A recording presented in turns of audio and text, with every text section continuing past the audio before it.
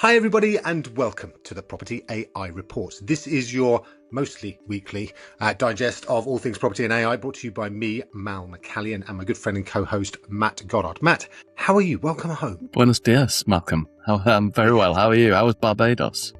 Barbados was great, thank you. Yes, too short and also involved quite a lot of work, as you would imagine. Is that because you've got something coming up? Some small thing like, yes, the beta launch of the My Porter site happening next Tuesday. Very excited. But yes, as you can imagine, having just been 60 days on the tour and then with the launch coming up, tried to squeeze a break in.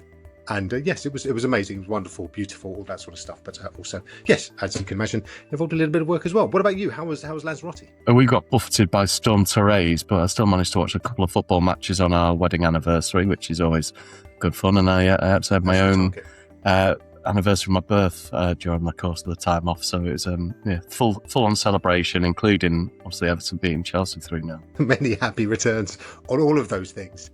And yes, congratulations. But look, we have got a lot to catch up on. And thanks everybody for bearing with us last week as AI Mal took the strain. But yes, we are back and we've got a lot to talk about. So let's kick off with our property news. All right. So first up, one of the topics that I think really kind of hit a nerve over the last couple of weeks was Adam Day, leader of EXP expansion plans across the globe, but obviously particularly in the UK here, where he's managed to get, I think, upwards of 900 people to join the EXP brand. Took an interesting kind of pot shot at another of the self-employed brands, AUK, which stands for The Agency UK, headed up by Kenny Bruce. And the particular kind of angle that Adam was coming in at was that essentially, with the Purple Bricks return of the Bruce Bros, that actually posited that it might be feasible that the TAUK self-employed agents might then become a target of of Purple Bricks to be taken over and then become Purple Bricks local property experts or whatever they're going to be called this week.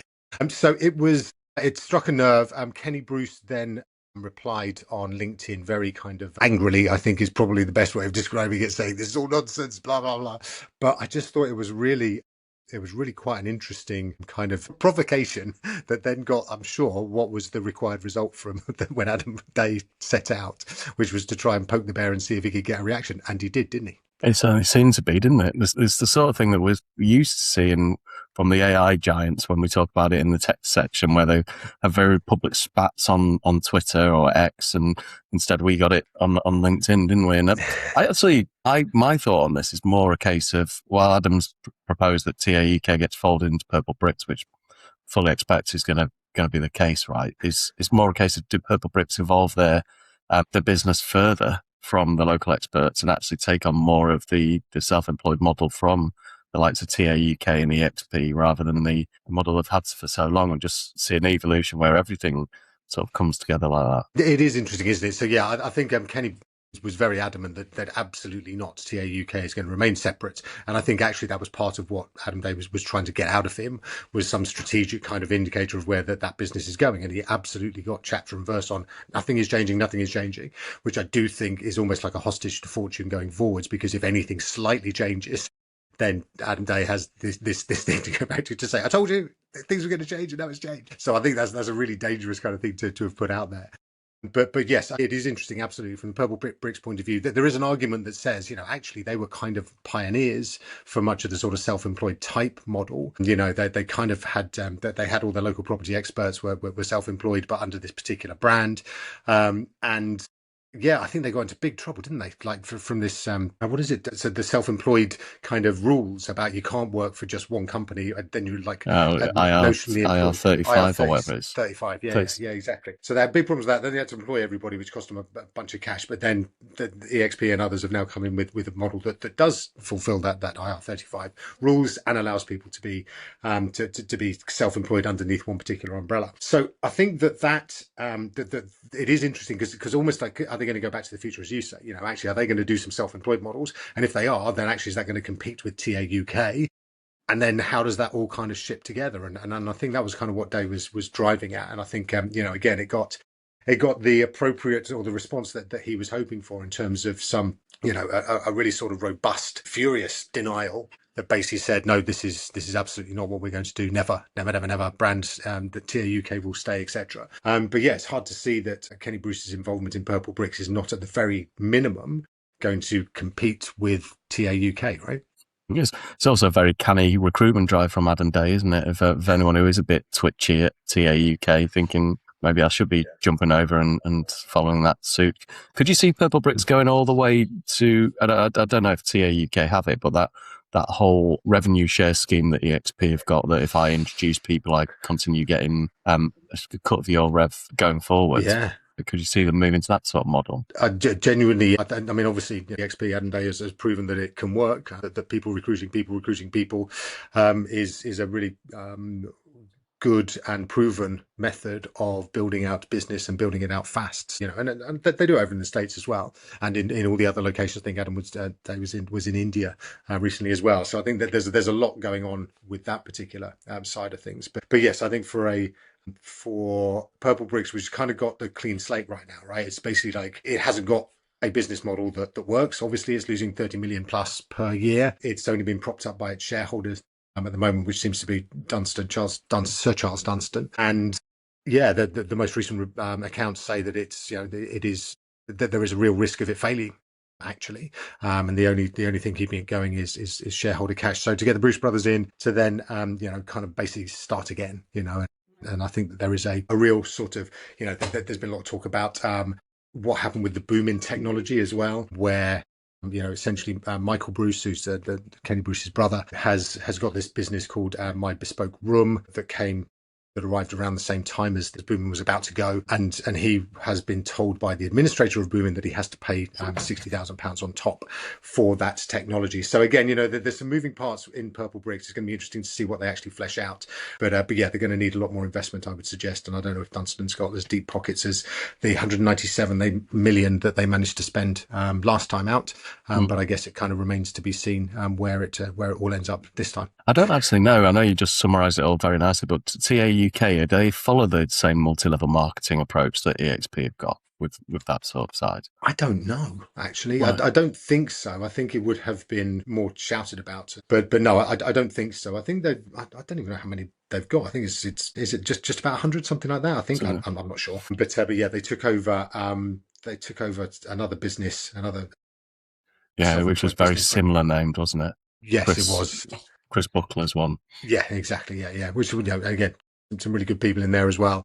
But so, yes, it's going to be interesting to see how that all pans out. And again, so every Sunday, many of you know, I'd send out a newsletter, and that got the story about the self-employed, about the self-on-self attacks. I actually got the biggest readership for a long time. So yeah, it's obviously something that is of interest to the community out there. So yes, we will watch it with interest ourselves and see how it all develops going forwards. All right, next up, we're going down under, aren't we, to have a look at one of CoStar's stable of property portals. So regular viewers, listeners will know that CoStar not only owns On the Market here in the UK, it also owns homes.com over in the States and apartments.com, indeed.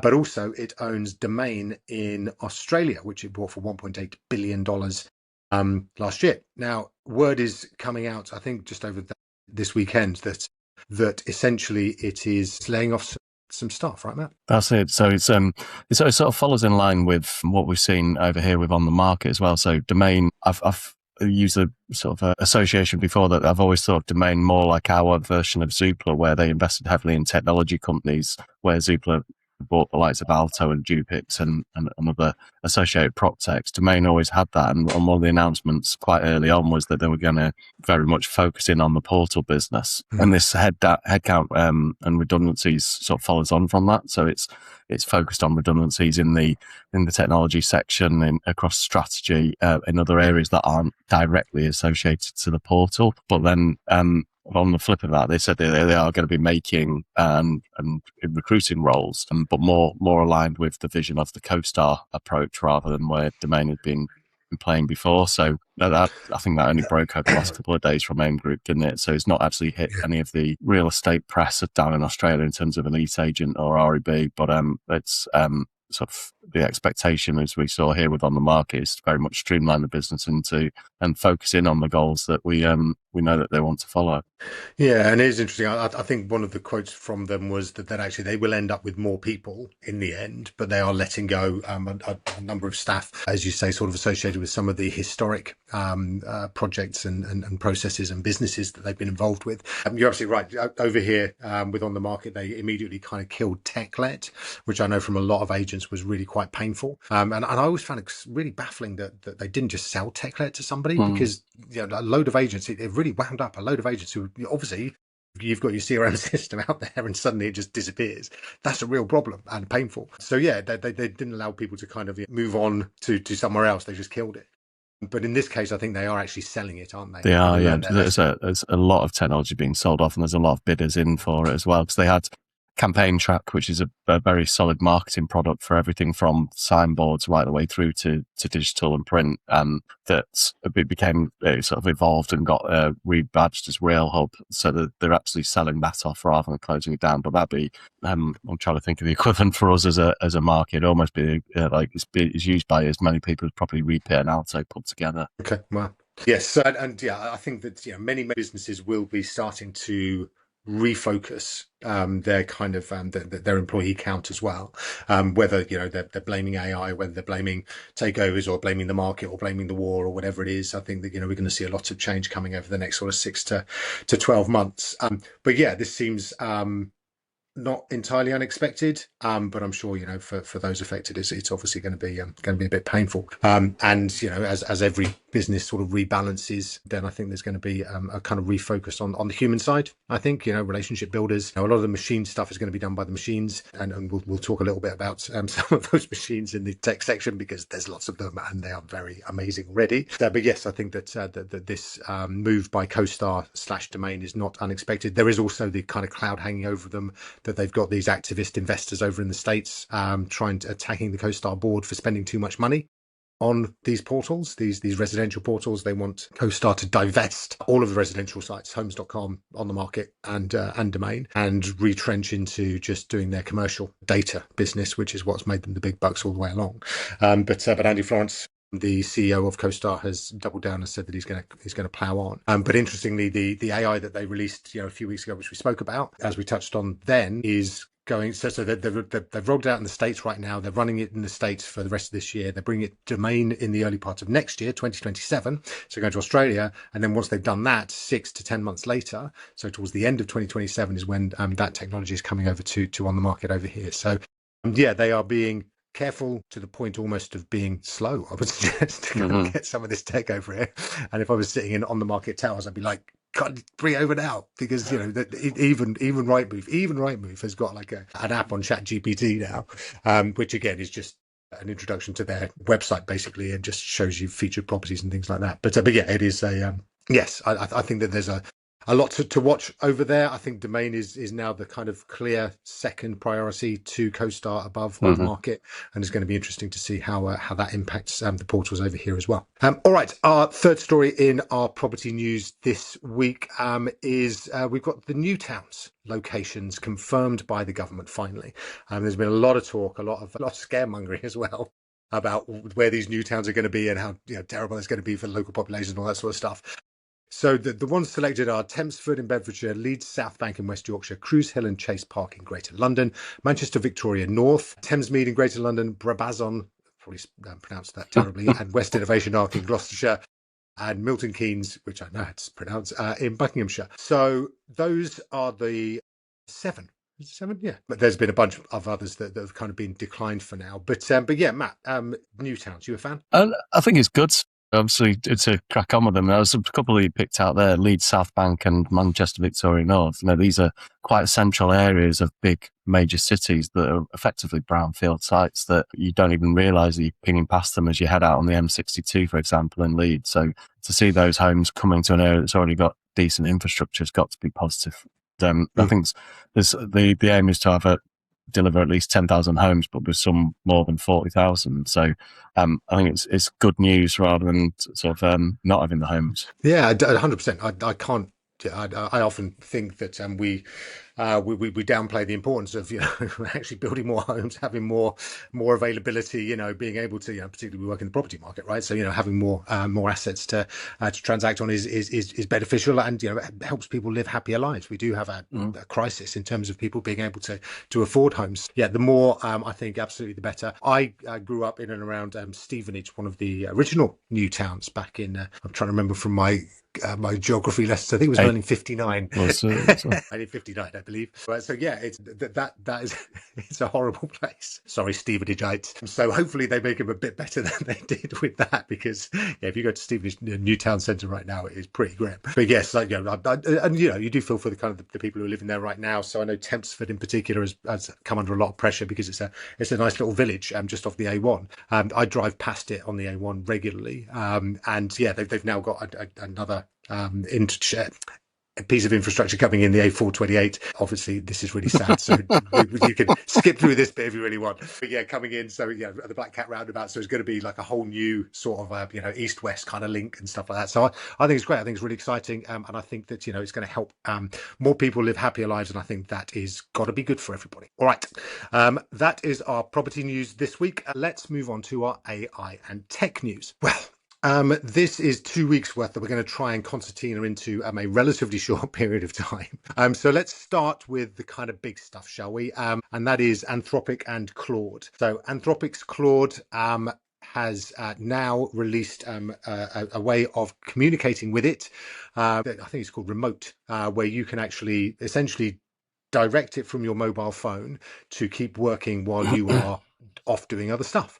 Very similar to OpenClaw, which I've been using and indeed took on holiday and have used a lot, and which is amazing, And again, if Claude, if this version of Claude gets you into being able to utilize this technology, then it's amazing. Do have a go on it. It builds, I've built some amazing things, and I'm not a coder, so yeah, I can only imagine what you might be building, Matt. But yes, have you got any experience, any thoughts on this? I know yes, when you were away on holiday.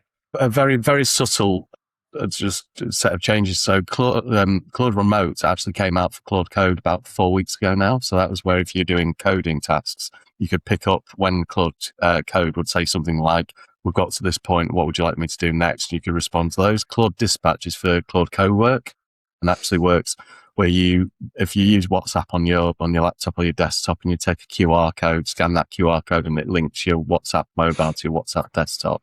That's what Dispatch is doing. So you can actually out and about initiate engagement with your Claude Cowork at home. So if you've got some files that you want editing, or you've got some emails coming in that you want to have Cowork pick up, you can actually just message into the Claude app via Dispatch and get your home computer working remotely for you. So it's very much a remote session, almost like if you use a remote desktop, for example, to hop onto another machine. So you can use it that way. There's a couple of other bits that came along in terms of the Open Core Killer, which was quite a sensationalist headline that VentureBeat threw out, which is Claude's channels, which allows you to then start interacting with Claude Code and Claude Cowork via things like Slack, Telegram, Discord, which is very much, I know you had Rain Mal sat next to you on the beach, so you wouldn't have had this. But if you were out and about, you could be WhatsApping Rain Mal and saying, could you pick up this task and work? That's sort of how you're doing it when you're out and about, right? Yeah, exactly. Yeah. So my version of OpenClaw is called Rain Mal for very boring reasons.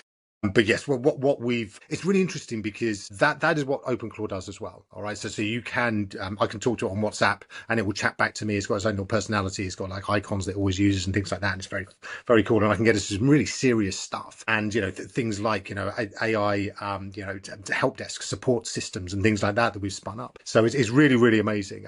One of the things I find interesting, so I've always been a big fan of Claude, and actually, I've used Claude Cowork on my Mac for forever. But one of the things I wonder about, and whether this goes against that kind of OpenClaw killer idea, is with OpenClaw I can use any model. Now Claude is one of the most expensive, so actually per token, Claude is really quite expensive. So I can actually use this on, DeepSeek and various others and OpenAI and all this sort of stuff, and I can actually pick and choose and decide that I only want a kind of quick or a fast or flash model for certain tasks, and then I can use the big kind of Opus or something else for some of the other stuff. It feels, I understand it and I get it, and I think it's a really smart move. And again, we were talking just offline that essentially that Claude is going, Anthropic, who make Claude, are going to IPO. later on this year, and this is obviously a really important step on the way to that. One of the things about OpenClaw is that it's risky. It does have the ability to kind of just go off and kill stuff and wipe your hard drive and all that sort of stuff, which is why I've got it on a separate machine. Whereas Claude, I'm assuming has some safeguards in it and all that sort of stuff. Otherwise, they wouldn't have let it out. I think that's the big differentiator you just spelled out really nice today, as you were about to summarize, is that Claude is being used by enterprise businesses, and as we know, government up until recently was using it, and there's a whole other set of stories around that. Whereas OpenClaw is widely known to be a massive security risk, and it's not just in terms of installing a local laptop and not giving access to everything else. So it's very much a case of where you sit on that cybersecurity threats line. Is it a case of you want enterprise robust and confident that your credentials and everything that's going through doesn't get hit by all the concerns that have been raised with OpenClaw, and there's a lot of concerns with OpenClaw from a security point of view, and at the other end you've got sort of the enterprise comfort and confident that Anthropic are sort of sat there with that safety net for you in a way. Yeah, and I mean the irony is obviously that the US government has just said that Anthropic and Claude is the biggest security risk to the government out there. So actually, no matter how safe it is, notionally, it's still really, really terrifyingly bad for America. But yes, putting that aside, I do think that what it will do, I think, is get more people understanding what is possible with agentic AI. And, again, listeners out there, just try this stuff, play around with it. It is really, really super powerful, and you can build things and create things that, just on the fly. And it's phenomenal. So yeah, if it gets more people understanding it and using it, I think it's absolutely brilliant. I don't doubt that it will very shortly be competed with by the likes of OpenAI, Gemini, obviously OpenAI now. Microsoft Copilot as well. Yeah, exactly. I know that OpenAI now owns OpenClaw, but yes, in terms of making that more secure and making it more kind of palatable across the board.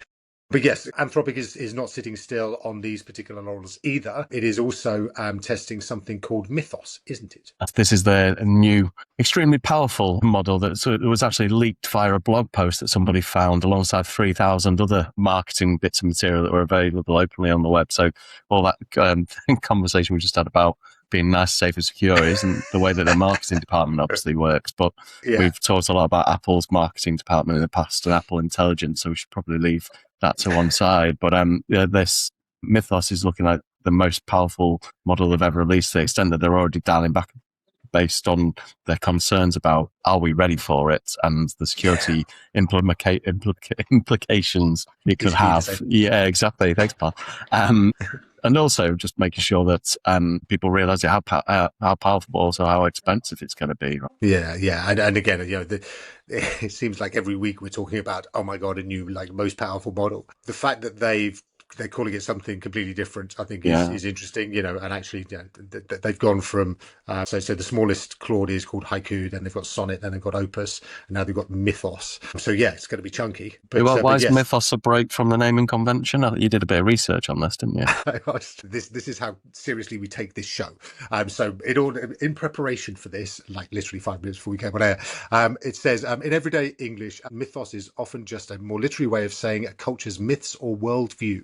So it's supposed to be like the whole culture rather than just, an opus, which is a long story, sonnet, which is a few verses, or haiku, which is obviously 15 beats. But also in Aristotle, mythos means the plot or arrangement of events in a tragedy. In the UK right now, mythos may also refer to the Greek lager brand. So I think we should choose to assume that that's what they were aiming at. Absolutely, not the tragedy. That'd be be bad news, wouldn't it? No, exactly right. But yes, so that's kind of what Claude Anthropic is up to, which is a lot. And they are also now going to be obviously OpenAI couldn't let that go without having its own kind of a bit in the conversation. And Matt, you're very impressed with, we talked about mythos as being, such a powerful word.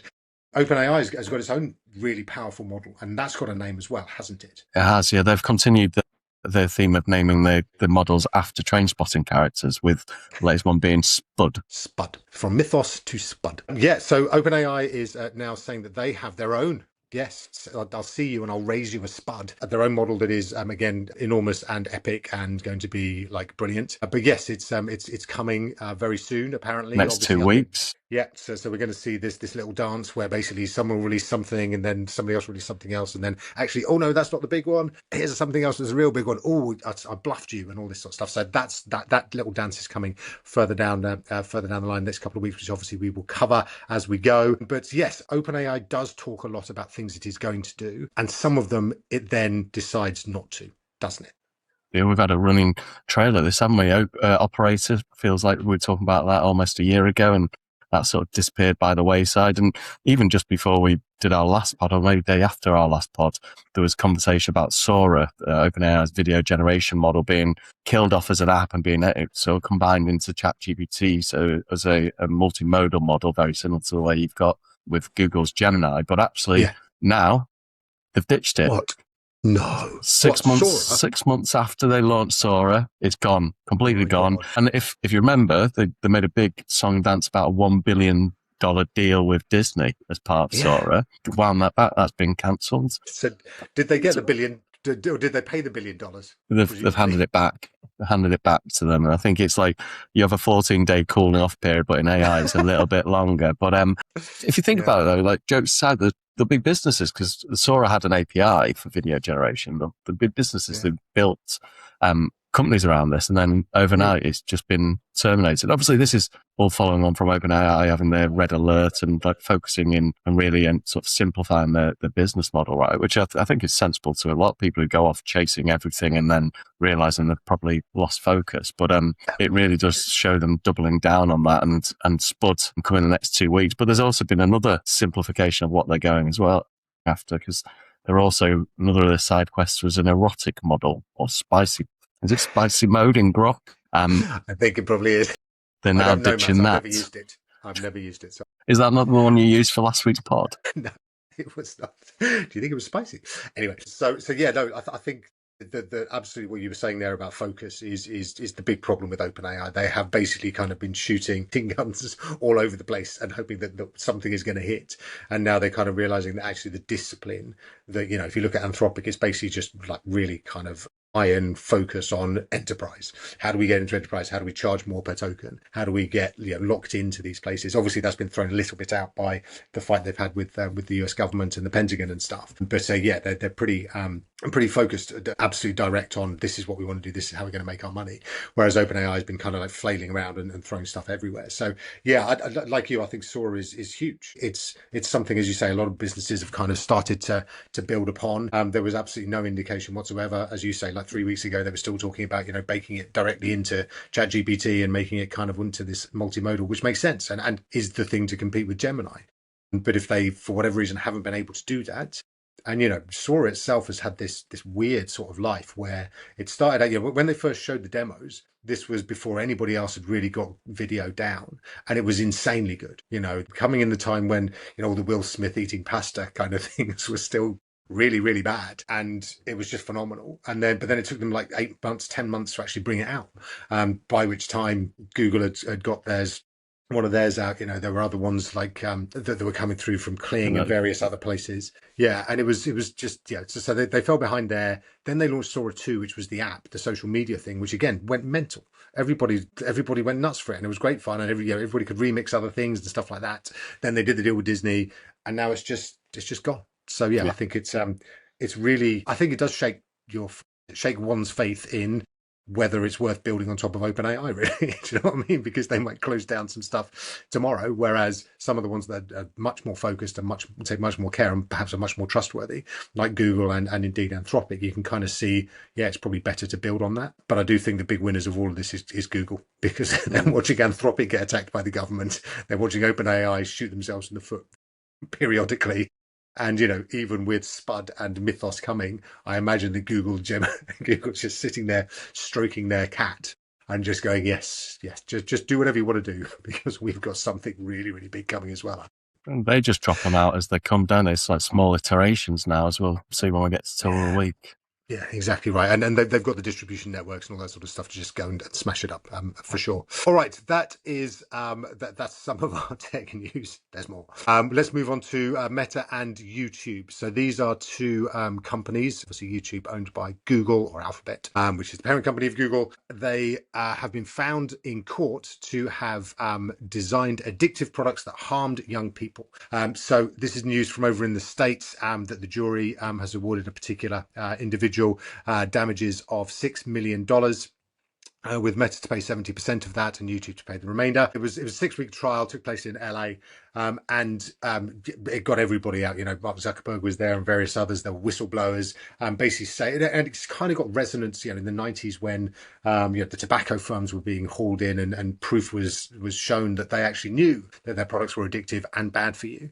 Similarly, it seems, and again allegedly, blah blah blah, that these organisations had knowledge that these products were harmful, and they deliberately, again allegedly, and was found, made them addictive, as addictive as possible. You know, so basically just kept hitting the dopamine hits out, did all automatic autoplay on YouTube, did infinite scroll on Facebook, so people and Instagram, so people just couldn't get away from it, and that's been found to be damaging to people, and deliberately so. So yeah, there's a lot to kind of unpack, but it feels like this is almost the first time that the big tech companies, and particularly social media companies, have been hauled in and prosecuted for what a lot of people have been saying for a long time are very damaging products, particularly to young people. And it's the first kind of consolidated group of cases as well, isn't it? There's been a lot of plaintiffs and a lot of families involved, so it'd be the follow-on from this 6-week trial, and start to up the ante.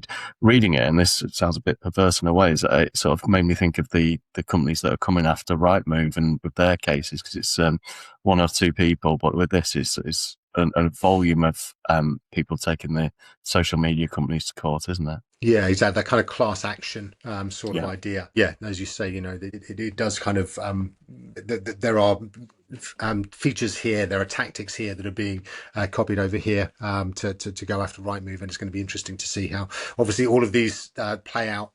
But yeah, I do think it's a significant moment, certainly in the in where we are going to go and what is going to happen to some of these larger tech businesses, for sure. All right, final piece of AI and tech news this week. One of our favorite platforms, Manus, it was sold to Meta back about 3, 4, 5 months ago, and the Chinese authorities are now banning the co-founders from leaving China. So again, regular viewers may remember Manus came out of China, then relocated to Singapore very deliberately, and then was acquired by an American company, Meta. But the Chinese authorities are not happy about this, because it kind of sets a bit of a precedent that they don't really want other Chinese businesses to follow, which is to take their technology out of the country and sell it to an American rival.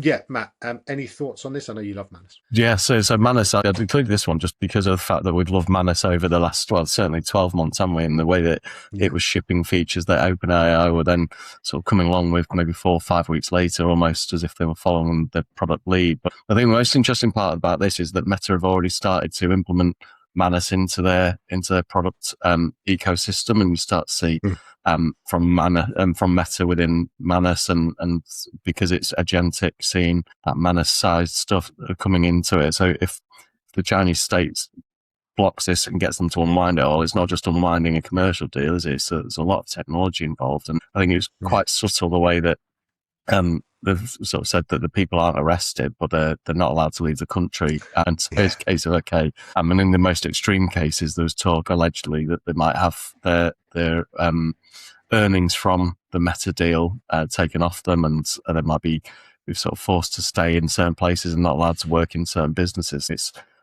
just showing that, obviously, that, as you said quite eloquently, is making a point of you can't relocate your businesses to Singapore and get around this. It's a case of, we're keeping our technology in our country. Yeah, exactly. And again, sort of about 5, 6 years ago, maybe, Jack Ma, who was the guy who set up Alibaba, he was kind of essentially put on a house arrest, disappeared. He was one of the big kind of almost like an Elon Musk figure out there, but was very kind of focused on by the Chinese authorities. He disappeared for a while. He's back now, but he's very much had his wings clipped.